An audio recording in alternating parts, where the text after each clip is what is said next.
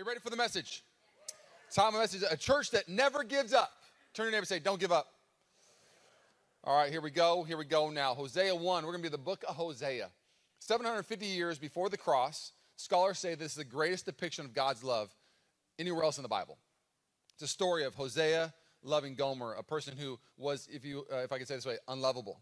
She didn't want to be loved. And it says this in Hosea 1. When the Lord first began speaking to Israel through Hosea, he said to him, go and marry a prostitute so that some of her children will be conceived in prostitution.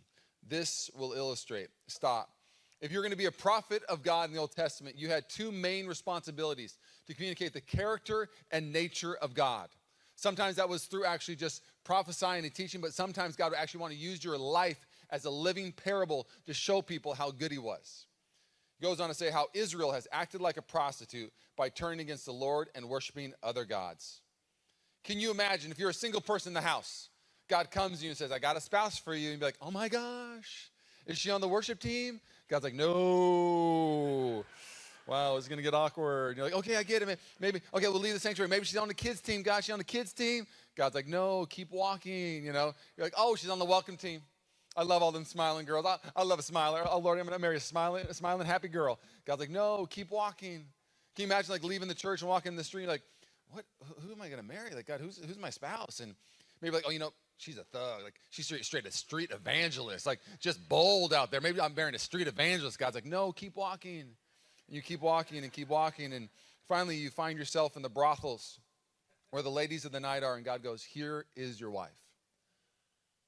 It'd be a sobering moment for Hosea. And he's trying to understand why. And God says, I need you to use your life to show that I'm a God who never gives up. You're going to chase somebody down who wants to run faster and run away. Can I just tell you real quick? We run away, but God's faster than us. Our sin is big, but grace is bigger. We sin quickly, but he forgives even faster. And so he says, I'm going to use you to depict my love, that I'm a God who never gives up. Can you imagine being a Christian and being called to change the world? And God saying, I need you to go love a region.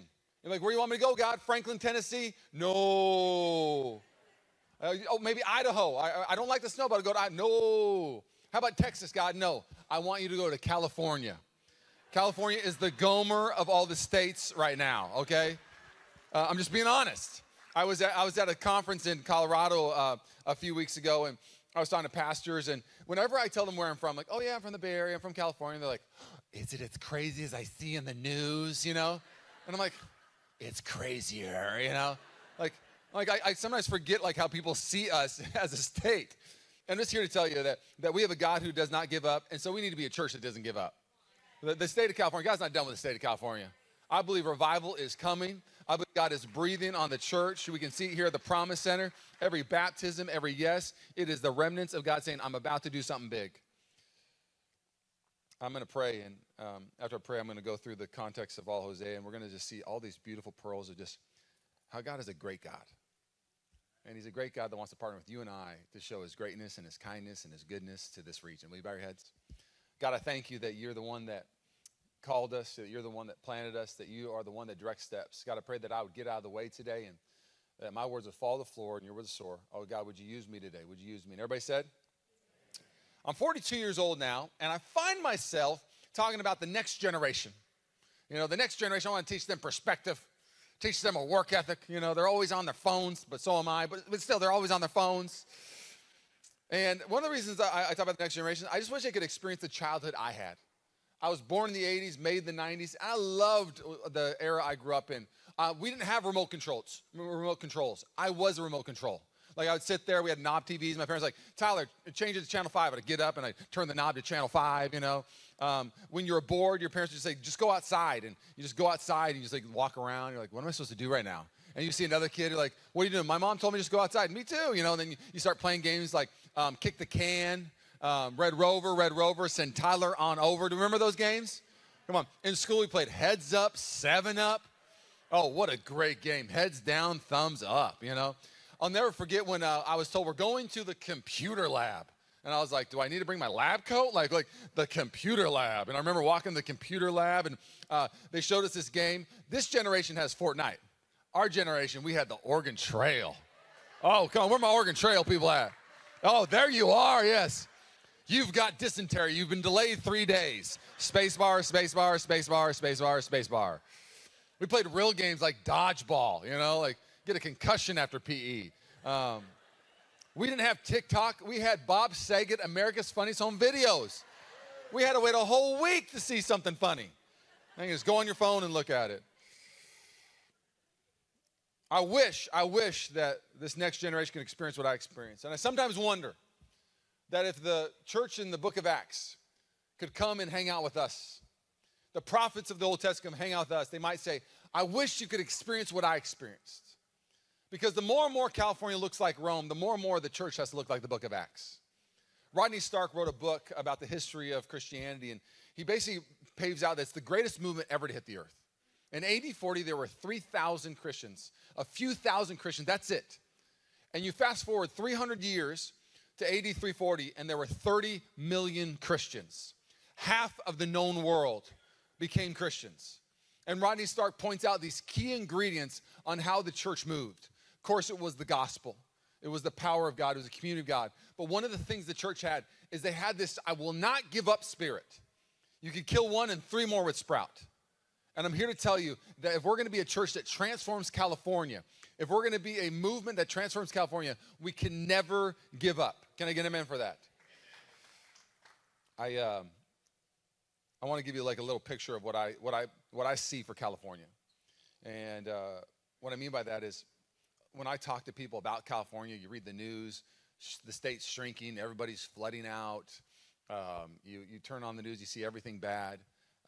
And so it sometimes looks like, man, like it's over. Like just hold on till Jesus comes back or hold on till he calls us home. And I want to tell you that God is not done reigning.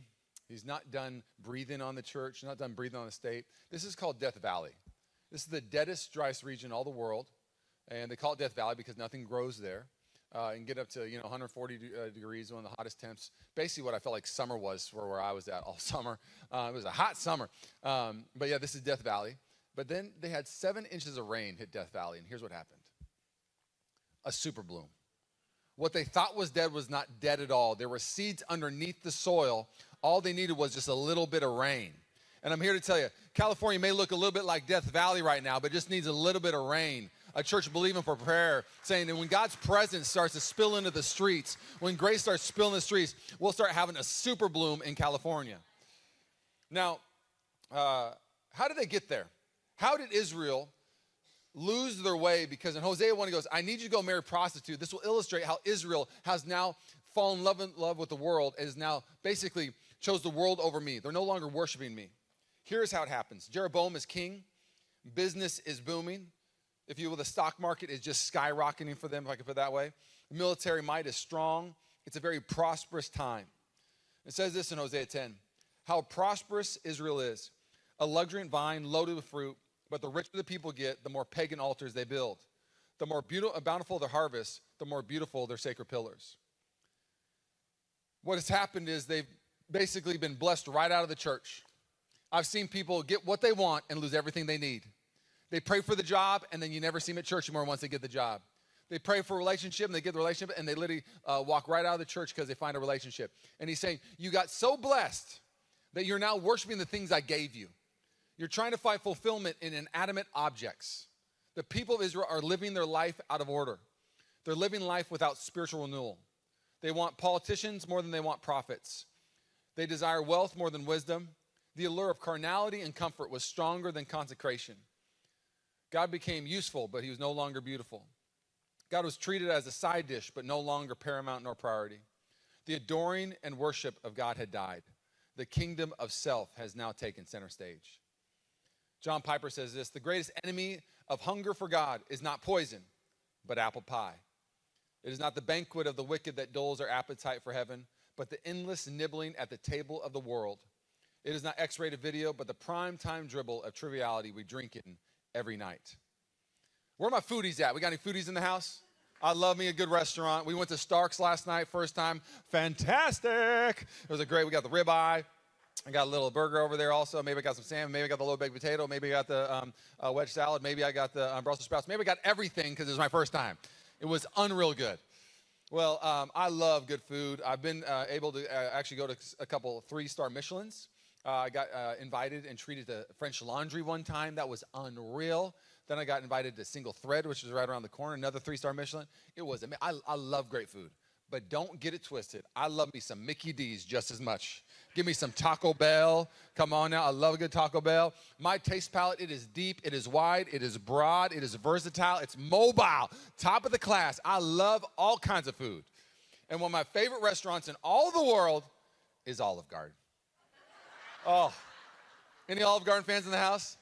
Come on. Oh, I love Italian food so much. I married an Italian. It's my baby girl, Rachel. She was a Russamano, an Italian. Now she's a Johnson. But I love Olive Garden. I love it so much. I love their breadsticks. I love taking the Alfredo sauce and hollowing out the breadstick and putting Alfredo sauce inside the breadstick. It's an Alfredo-filled breadstick. I can't believe they haven't used this idea yet. If you haven't tried it, it will change your life. But here's what happens at there. I eat all those breadsticks and get so full, and then the tour Italy comes, and I can't even eat my dinner. And I'll get another great restaurant I love, Red Lobster. Anybody love Red Lobster?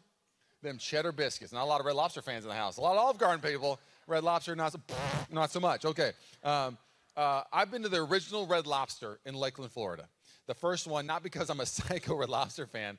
My best friend lives in Lakeland, Florida, but we love Red Lobster. $15.99, all you can eat shrimp. Yes, please. Now, it's kind of suspect, but I'm still going to eat it. But they give you those cheddar biscuits in the beginning. They're so delicious. And then I love Chevys. Are Chevys still around? I love me a good Chevys. Those chips and salsa, oh, I could eat them all day long. Now, when I was a young man, when I would eat those foods, I would just slam the breadsticks, slam the cheddar biscuits, slam the chips and salsa, and then the main meal would come, and I had no room for the main meal. I'm older now, though. I'm wise. You can bring me the breadsticks, but I'm just going to have one breadstick because I don't want to miss the whole tour of Italy. I want the Alfredo, I want the lasagna, the chicken parm. I want it all. And I'm here to tell you what God is saying is like, the world is feeding you appetizer after appetizer. And you have no idea. You're not saying no to it. You're saying yes to it. And not only are you saying yes to it, you're falling in love with it. So when the main course comes, the blessing, the joy, when I come in, you have no room for me. And I'm here to encourage you. We have to be a people that understands there's only one that fulfills, only one that satisfies, and his name is Jesus.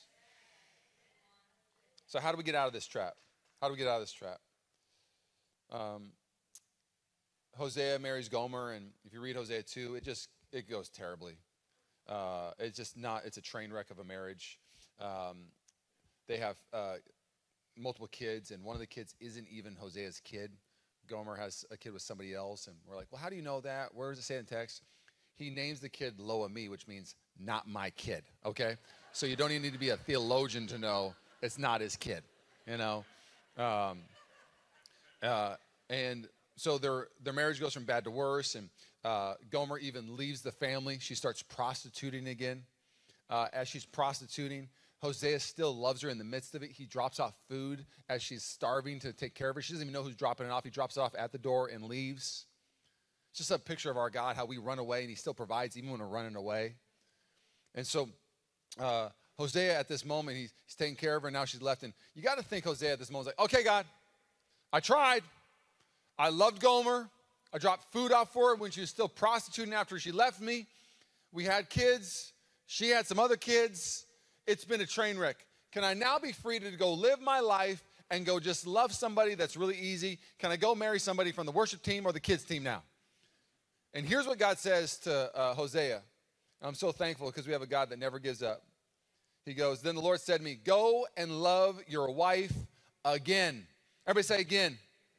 Come on, the gospel's all about agains. Love again, hope again, forgive again, try again, invite again, come to church again. It's all about agains. I was a young man in ministry, and my pastor taught me that ministry isn't about preaching. Preaching is it's such a small thing. What ministry is about being a servant to people. And he said, you need to learn how to wash people's feet to their dreams.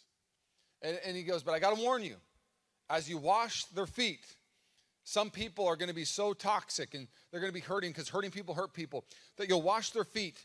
And as you wash their feet, they're not going to like the way you wash their feet, and they will kick you in the face while you're washing the foot and break your nose. And you'll be tempted to give up on the church. You'll be tempted to give up on a region. You'll be tempted to give up on people because you won't want to go back and wash a foot after you've been kicked. But you've got to go wash feet again. And that's what church is you're going to get hurt by somebody. But if you give up because one person hurts you and you don't sign up for a small group, you've missed out. We got small group signups this weekend. We love small groups at Mission Church. Promise Center loves small groups. There's just something about if you're in the church today, you're like, I just can't do it. I'm too nervous. I've been hurt by people before. No, sign up for small groups again. Can I get an amen for that? So it goes on to say, even though she commits adultery with another lover, this will illustrate that the Lord still loves Israel, even though the people have turned to other gods and love to worship them. So I bought her back for 15 pieces of silver, 5 bushels of barley, and a measure of wine.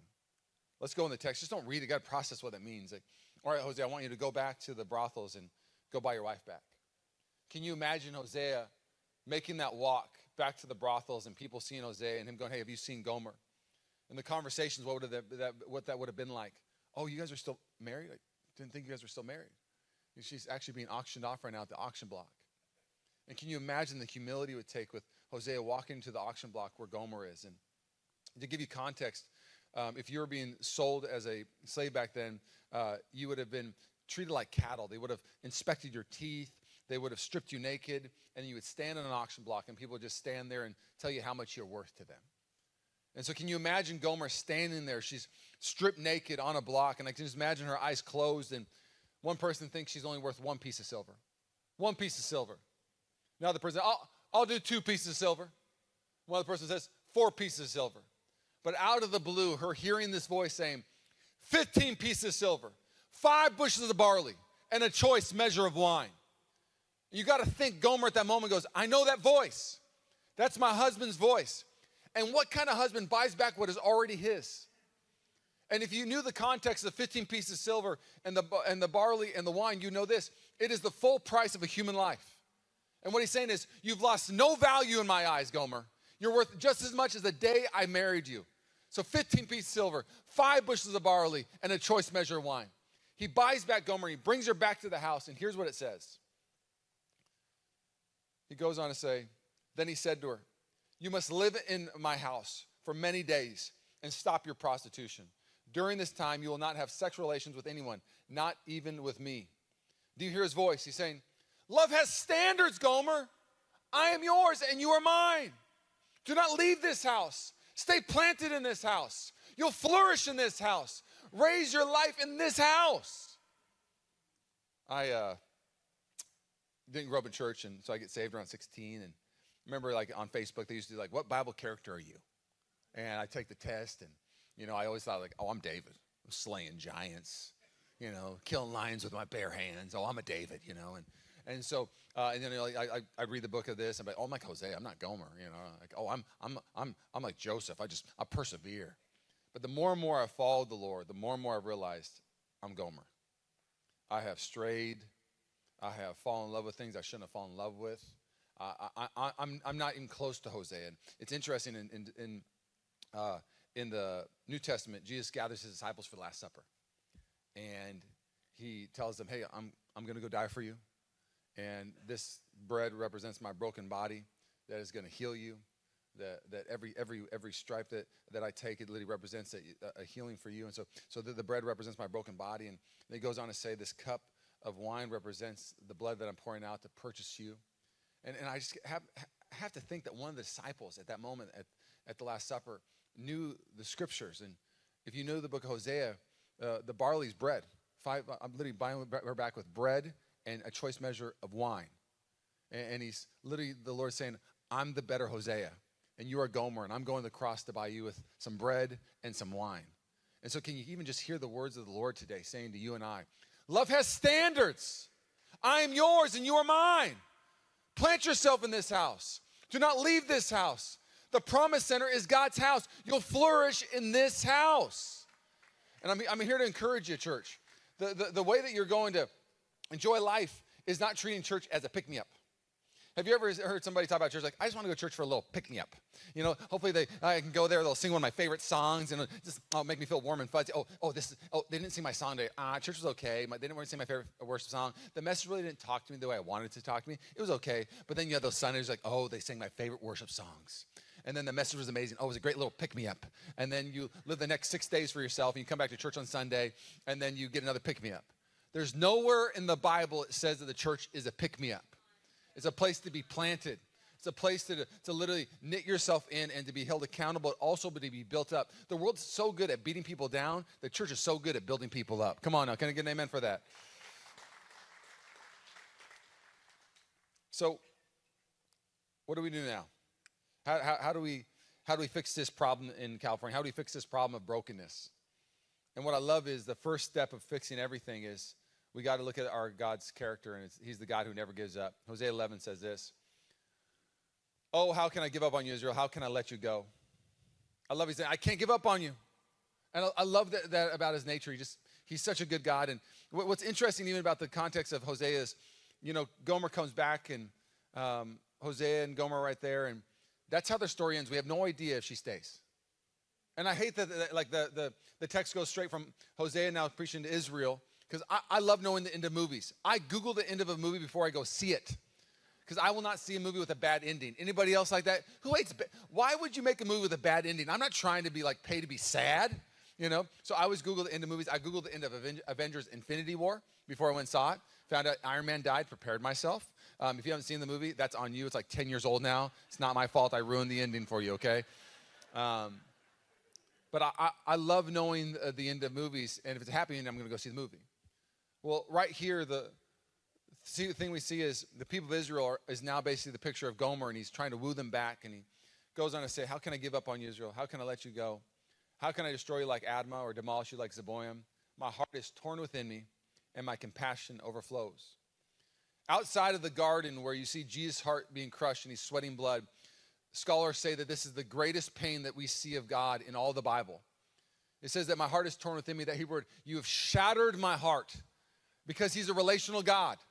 And when we relationally love something else more than him, it literally destroys his heart. He says, you've destroyed me. It's torn my heart, but my compassion overflows. No, I will not unleash my fierce anger. I will not completely destroy Israel, for I'm God and not a mere mortal. I'm the Holy One living among you, and I will not come destroy you. For someday the people will follow me. I, the Lord, will roar like a lion, and when I roar, my people will return trembling from the west. I love that word. He says trembling from the west. What he's saying in the Hebrew, trembling means they'll come back melted. Their heart will be soft once again.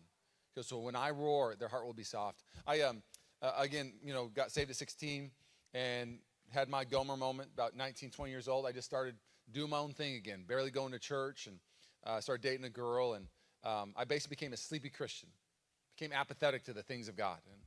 And my buddy who loved the Lord was like, hey, where were you this Sunday? I was like, I just stayed up real late with a girl I'm dating. I was too tired, so I didn't come. And I'll never forget, I was playing basketball one morning. I was around 20 years old, and I just felt this overwhelming sense. I just needed to cry, but not cry. It felt spiritual. I was like, man, I got to get home. So I remember telling my buddies, I got to go, guys. I can't stay.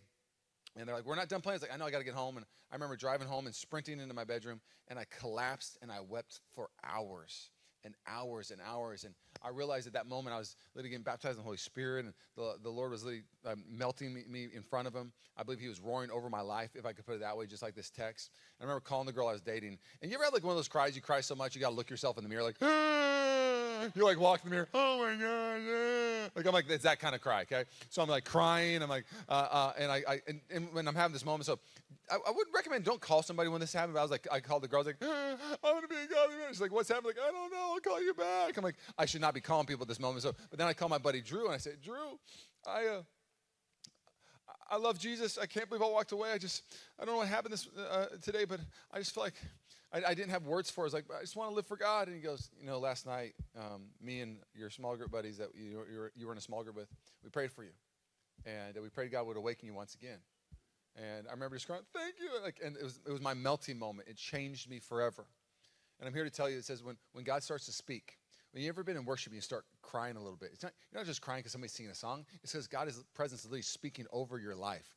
When you hear a message and it starts to transform your heart and you start to get soft, it's God literally roaring over your life.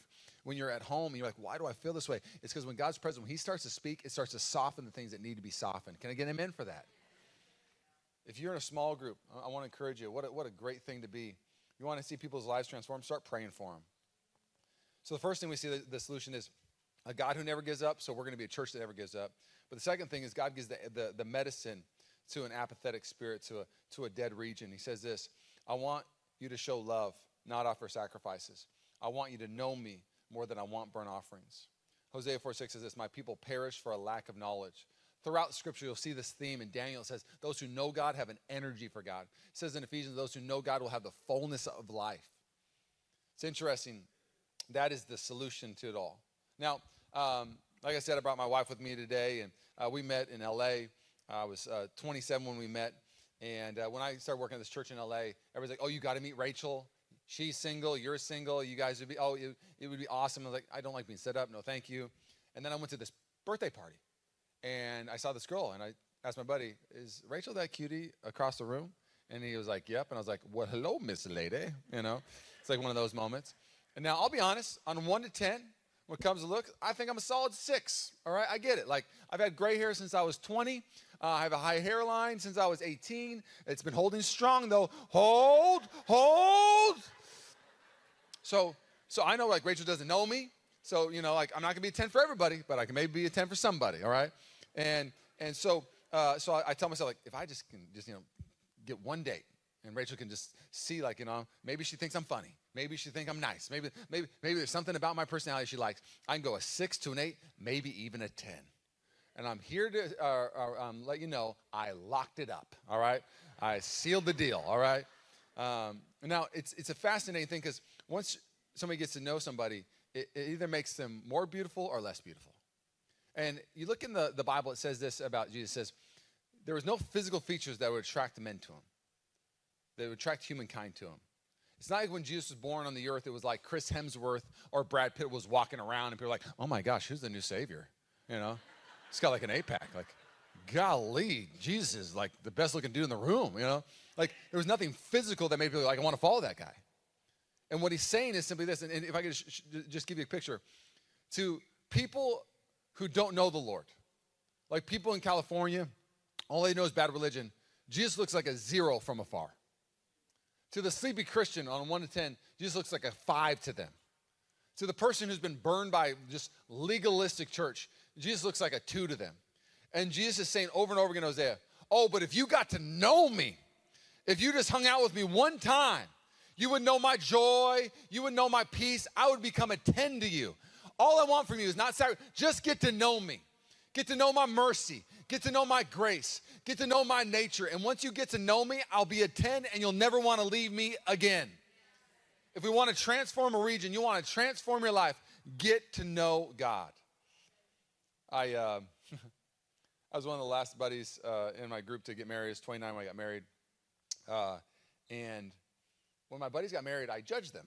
Not because they got married, but what happened to them when they got married.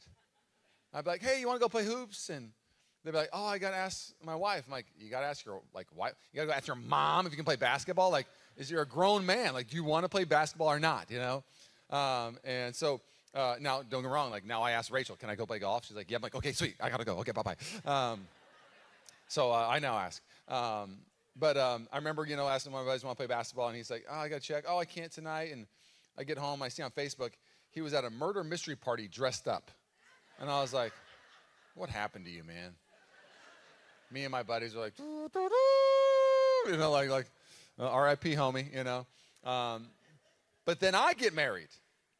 And I start to understand what happens when you get to know somebody and when you love somebody. It changes you. Rachel and I moved up from L.A. I'm originally from Tacoma, Washington, to L.A. and now to the Bay Area. And we moved up to L.A. our first year of marriage. And we ended up going to Shakespeare Park like 6 months into our marriage. And I didn't know there was a Shakespeare Park in San Francisco. But I married a girl who loved Shakespeare. She studied Shakespeare actually in England when she was in college. So she wanted to go to Shakespeare Park. I have no idea why I'm tying my sweater around my neck in this picture. Tim Hadding told me. I'm like, well, what is wrong with me? At least I'm still wearing a Titleist hat. Like, stay strong, man. And then show the next picture. So 4th of July is before Rachel. I'd make sparkler bombs and blow stuff up. But now we're married. We just light a sparkler and we take selfies and we God bless America. And there's a softer side of Tyler now when it comes to 4th of July. Next picture. This is us at Half Moon Bay. Now what I love to do on a Saturday is drive around, find beautiful fields of flowers, and take pictures of my girl. This is the new me once I got married. I'm doing things I never thought I'd do and enjoy things I never thought I'd enjoy. And I'm here to tell you, you get to know God. You will start doing things you never thought you'd do. I love hearing from people at church like, I just can't miss church anymore. I'm going to church every week now. I can't miss a small group. I love prayer. I love worship. I don't know what's happening to me. You're falling in love with God. You start living in a way you never thought you could live. Start being free of things you never thought you could be free from. Starting to enjoy things you never thought you could enjoy. Being loved in a way you never thought you could be loved because you got to know a God who saves and redeems. I told you I wish I knew the ending of this story with Jose and Gomer. It drives me nuts. I hate not knowing the ending. So I have submitted my guess to the Lord. And I'm going to submit it to you today. And when we get to heaven, it's one of the first things I'm going to find out. I want to see Jose and Gomer. I want to know if they started finishing each other's sandwiches. If you're a bird, I'm a bird, like if it just got absolutely beautiful. And so what I picture where it ends, where he just comes to the house and says, you cannot leave this house. Do not leave this house. Stay in this house. I love you. I'm yours. You're mine. Like, I always wonder what the next day looked like.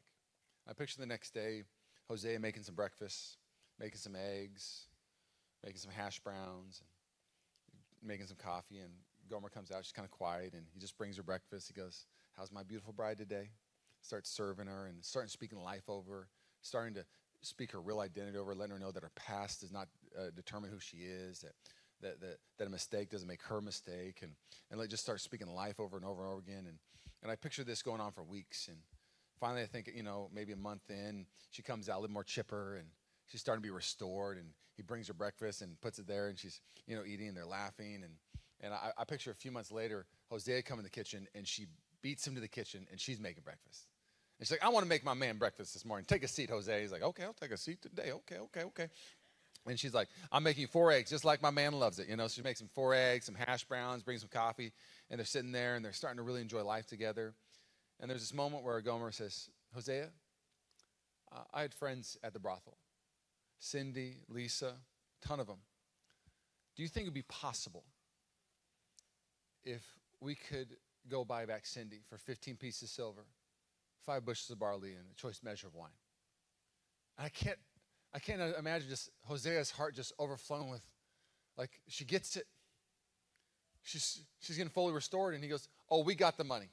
Oh, we got the barley. We got the wine. Let's go back. And can you imagine Gomer dressed up now, and she's a new creation, and she's walking back to a place where she was used and abused, but now she's been restored, and she's holding her head high, and she walks to the auction block, and she sees Cindy, and she yells out, 15 pieces of silver, 5 bushels of barley, and a choice measure of wine. And Cindy going, Gomer, is that you? And Gomer going, yes, it's me. Come, there's a house where you can live. And as they walk away from the brothel, she starts to tell Cindy, that's not our life. That's not for us.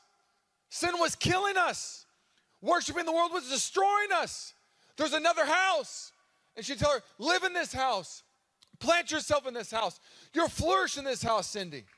And could you imagine Cindy staying in that house and months going by and Cindy being restored? And then Cindy and Gomer going, let's go buy back Lisa. And they come back, and they do the 15 pieces of silver, 5 bushels of barley, and choice measure of wine. And this goes on year after year where they literally empty out the brothel where there's no more to be prostituted out. That's my guess to the end of the story. And I'm here to tell you, the scholars say that the greatest depiction of God's love is Hosea and Gomer 750 years prior to the cross. But what's it going to be after the cross? Where's it going to be seen in the world? And I would just want to submit to you. When I was praying for this weekend and praying for a promise center and saying, God, would you use me? I was like, God, I just pray that by your Spirit, it would stir up people to go love again, to go invite again, to go think of that one person that they thought, man, like, I've tried. I prayed for that person. I asked that person already. I invited that person. But maybe, just maybe, by the power of the Holy Spirit, you start to go, I'm going to go love them again. I'm going to go ask God, do you have some more forgiveness for one more person? And God will always say, oh, I got more forgiveness for one more person.